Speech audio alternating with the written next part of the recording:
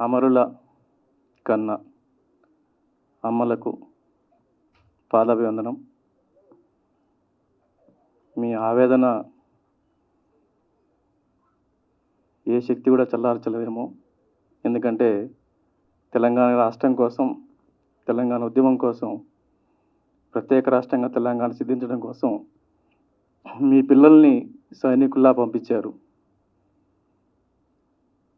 దచ్చన్న దారిలో పాట చూస్తున్నంతసేపు నిజంగా కూడా ఆ పాత జ్ఞాపకాలు, అప్పటి ఉద్యమ నేపథ్యం, అప్పటి ఉద్యమ చరిత్ర, ఆ మూమెంట్స్ అన్ని కూడా కళ్ళ ముందు కదిలినాయి.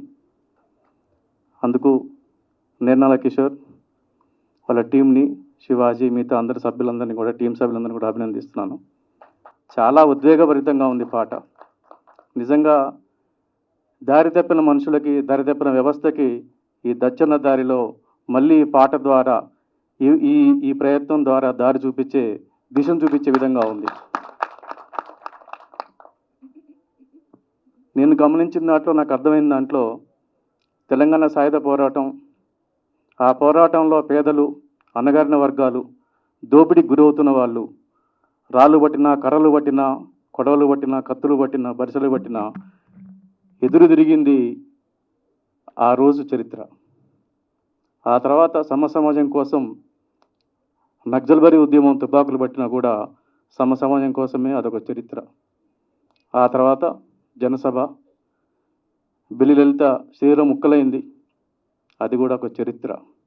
ఆ తర్వాత మరిదేశ ఉద్యమంలో అనేక మంది అమరులు, శ్రీకాంతాచారి దగ్గర నుంచి అనేక మంది వాళ్ళ ప్రాణాలని తృణప్రాయంగా, వాళ్ళు చచ్చిపోతే ఏమొస్తుందో వాళ్ళకి తెలియదు, కానీ తెలంగాణ వస్తే ఒక సమాజం వస్తుంది, అసమానతలు లేని తెలంగాణని కోరుకుందామని వాళ్ళు అమరులయ్యారు.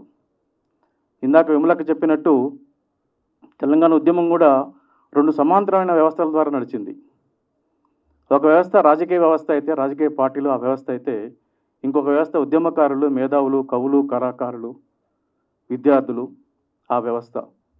చాలా వేదికల మీద, ప్రతి ఊళ్ళలో, ప్రతి గ్రామంలో, ప్రతి పట్టణంలో అనేకమైన వేదికలు పంచుకున్నప్పుడు కవులు, కళాకారులు, మేధావులు, విద్యార్థులు, విద్యార్థి నాయకులు, ఉద్యమ నేతలు స్టేజ్ పైన ఉంటే రాజకీయ పార్టీల నాయకులు, ఎమ్మెల్యేలు, ఎంపీలు కింద కూర్చొని ఆ సభని విజయవంతం చేశారు.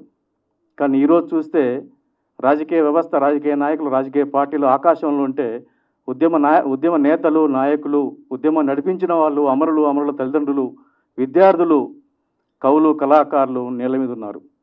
ఈ అసమానతలు తొలగడం కోసం దచ్చన్న దారిలో 2 వచ్చినా, 3 వచ్చినా, 4 వచ్చినా, 5 వచ్చినా కూడా వాళ్ళు మళ్ళీ మరో వ్యవస్థ కోసం, మరో పోరాటాన్ని కోసం ఒక దారి చూపే దిశగా ఈ ప్రత్యేకమైన కార్యక్రమాలు, ఈ పాటలు ఉంటాయని కూడా కోరుకుంటూ, దానికి కావాల్సిన మద్దతుని, దానికి కావాల్సిన సపోర్ట్ని కూడా నా వంతు ప్రయత్నంగా నేను కూడా చేస్తానని తెలియజేసుకుంటున్నాను.